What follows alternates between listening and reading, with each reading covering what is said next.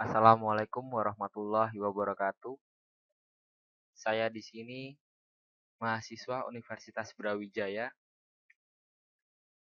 yang mendapatkan tugas mempresentasikan hasil dari tugas teknik bahan elektrik angkatan 2012. Perkenalkan, nama saya Jinanto Pamukas Habibullah Sohi, presentasi of serat optik teknologi bahan elektrik. Inilah NIM saya. Langsung ke pokok materi.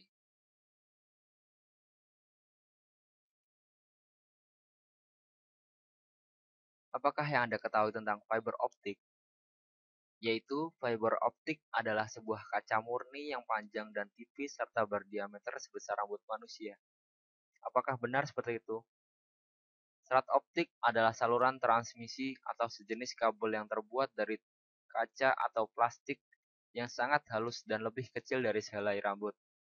Dan apa sih kegunaan dari fiber optik?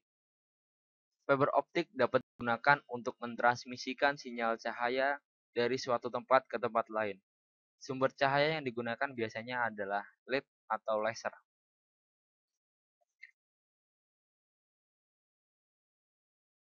Inilah contoh dari kabel fiber optik, single mode dan multimode.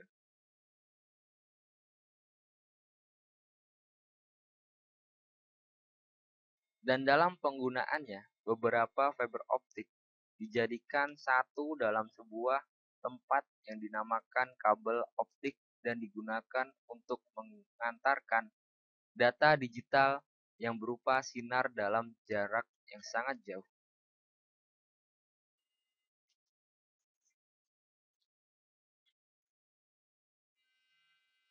Cahaya yang ada di dalam serat optik tidak keluar karena indeks bias dari cahaya dari kaca lebih besar daripada indeks bias dari udara.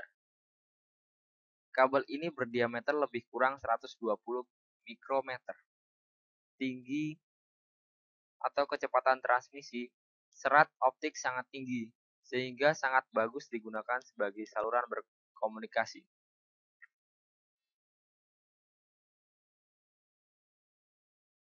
Inilah bagian dari kabel fiber optik. Apa saja yang terdapat di dalam bagian-bagian fiber optik? Yang pertama adalah lapisan yang paling dalam, yaitu core. Dan lapisan yang kedua adalah cladding, dan lapisan yang paling terluar adalah buffer. Dan apa sih cladding itu?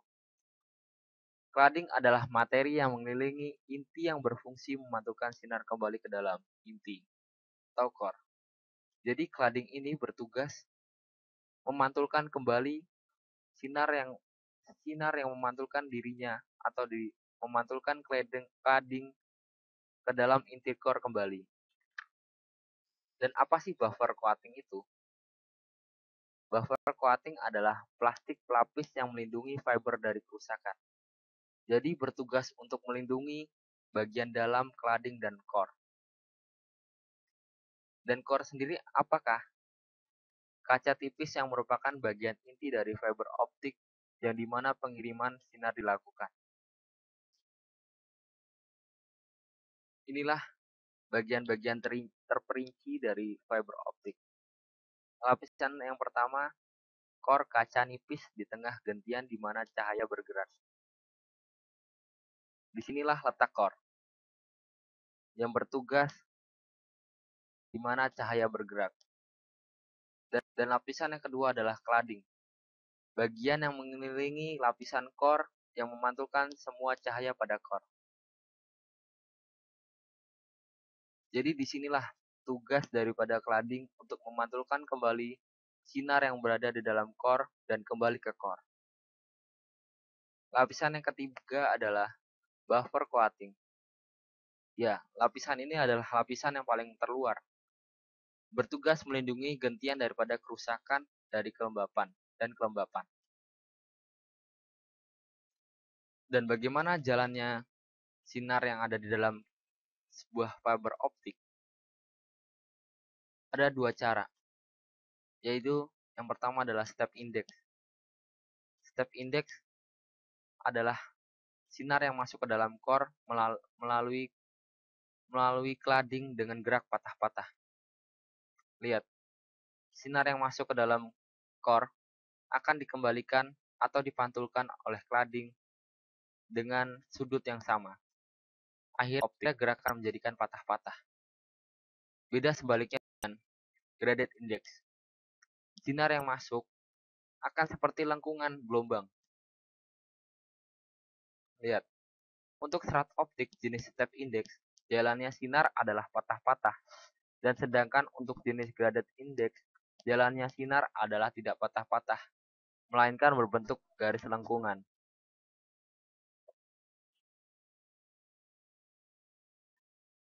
Inilah yang terpenting, kerja daripada fiber optik, yaitu berupaya menghantarkan data pada kadar dan kelajuan yang sangat tinggi. Berupaya menghantarkan data pada kadar dan kelajuan yang sangat tinggi. Dah, inilah tugas dari fiber optik atau kerja dari fiber optik. Pada ujung sistem tersebut ada transmitter pengirim informasi. Di sinilah pengirim informasi berada, yang disebut dengan transmitter, yang kemudian menjalar ke jalur serat optik. Transmitter menerima informasi getaran elektronik yang disandikan yang datang dari kawat tembaga. Informasi ini kemudian diproses dan diterjemahkan ke dalam getaran yang disandikan secara sama pula.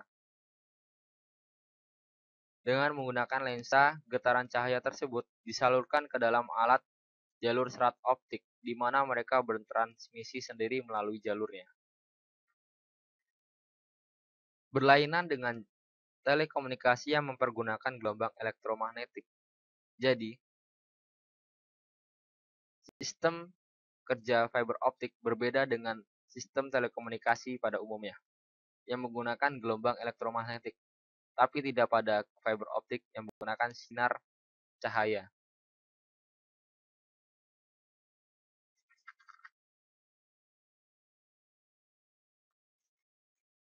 Lalu, dalam perjalanannya dari transmitter menuju receiver, akan terjadi redaman cahaya di sepanjang kabel serat optik dan konektor-konektornya atau sambungannya. Dan bagaimana cara mengatasi redaman-redaman yang sangat jauh dari cukup lama dari transmitter menuju receiver? Ya, disinilah fungsi dari repeater. Repeater berfungsi sebagai penguat sinyal apabila jangkauan gelombang cahaya mengalami redaman. Karena itu, bila jarak ini terlalu jauh, akan diperlukan sebuah atau beberapa repeater yang bertugas untuk memperkuat gelombang cahaya yang telah mengalami redaman. Ya, inilah beberapa liputan penerapan fiber optik di lingkungan saya.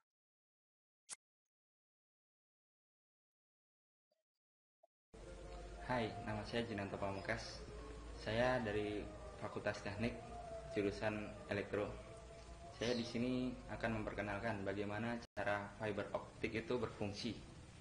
Kita lihat langsung di sini. Ya, pertama-tama bagaimana penerapannya dalam kabel LAN optik. Kabel LAN optik ini akan disalurkan dari ISP atau penyedia layanan internet. Ya, kita lihat kabel telepon ini akan tersambung. Dia akan tersambung dalam koneksi suara digital yang akan diubah ke dalam sini. Kita lihat, kabel telepon ini akan menyatu dan dihubungkan ke dalam kabel telepon. Lihat, dari satu kabel ini akan disalurkan dua kabel. Yang satu diarahkan pada kabel telepon. Yang satu akan disambungkan ke dalam router. Router yaitu berfungsi penghubung antara dua atau lebih jaringan untuk meneruskan data dari satu jaringan ke jaringan yang lain, dan mampu menunjukkan rute atau jalur dan memfilter informasi pada jaringan berbeda. Lihat, ini adalah router, dan router ini akan menghubungkan semua komputer, akan menghubungkan kepada hub. Lihat, hub. Dan hub ini akan menyalurkan, yaitu berfungsi menghubungkan semua komputer yang terhubung ke LAN, hanya mentransmisi sinyal ke setiap kabel yang terkoneksi dengannya. Kita lihat dengan laptop ini. Ini akan terkoneksi dengan cepat. Kita lihat, kita sambungkan. Pertama-tama kita lihat. Di sini tertulis no connected connection are available. Jadi tidak ada koneksi yang tersambung. Dan apabila kita koneksikan langsung, apakah yang akan terjadi? Lihat, dia akan berubah. Tulisannya akan network internet access, berarti sudah ada internet access. Demikian, ini adalah salah satu contoh fiber optik. Dan selanjutnya adalah penghantaran cahaya light propagation. Yaitu di sini ada dua jenis bagaimana fiber optik berlangsung, yaitu mode tunggal. Mempunyai hanya satu mode penghasilan yang kuat, digunakan untuk telekomunikasi jarak jauh. Optik kabel mode tunggal biasa mampu mengekalkan pemancaran pada jarak 80 hingga 140 km antara penguat isyarat. Oleh karena hanya satu berkas cahaya, maka tidak ada pengaruh indeks bias terhadap perjalanan cahaya atau pengaruh perbedaan waktu sampainya cahaya dari ujung satu sampai ke ujung yang lainnya. Tidak terjadi dispersi. Dengan demikian, serat optik single mode sering dipergunakan pada sistem transmisi serat optik jarak jauh antara luar kota, antar universitas, atau bahkan antar negara. Cahaya yang dipancarkan pada multimode berlainan tiba pada masa berlainan, menyebabkan penyelarakan optik dispersion optik. Ya, beda dengan mode tunggal yang tidak mengalami terdispersi, tapi mode multi dia mengalami dispersi, isyarat yang dipancarkan. Lalu, apa sih keunggulan dari serat optik? Yang pertama adalah redaman transmisi yang kecil. Sistem telekomunikasi serat optik mempunyai redaman transmisi per kilometer, relatif kecil dibandingkan dengan transmisi lainnya. Jadi fiber optik ini sangat efisien. Seperti kabel koaksial ataupun kabel PCM yang mengalami redaman terlalu banyak. Ini berarti serat optik sangat sesuai untuk dipergunakan pada telekomunikasi jarak jauh. Sebab hanya membutuhkan repeater yang jumlahnya lebih sedikit. Yang kedua, bidang frekuensi yang lebar. Secara teoritis, serat optik dapat dipergunakan dengan kecepatan yang tinggi, hingga mencapai beberapa gigabyte per detik. Dengan demikian, sistem ini dapat dipergunakan untuk membawa sinyal informasi dalam jumlah yang besar hanya dalam satu buah serat optik yang halus. Ukurannya kecil dan ringan. Adanya isolasi antara pengirim, transmitter, dan penerimanya, receiver. Tidak ada ground loop. Tidak akan terjadi hubungan api pada saat kontak atau terputusnya serat optik. Dengan demikian sangat aman dipasang di tempat-tempat yang mudah terbakar seperti pada industri minyak, kimia, dan sebagainya. Dan di mana ada keunggulan, pasti ada kelemahan dari serat optik. 1. Kos tinggi memerlukan pemancar dan penerima yang lebih mahal. Lebih sukar dan mahal berbanding wayar pada kuasa optik tinggi. Ia cenderung kepada fiber fuse, di mana cahaya yang terlalu banyak bertembung dengan kecacatan gentian akan memusnahkan beberapa meter gentian sesaat. Demikian dari presentasi saya. Apabila ada lebih dan kurangnya, saya mohon maaf. Terima kasih. Wassalamualaikum warahmatullahi wabarakatuh.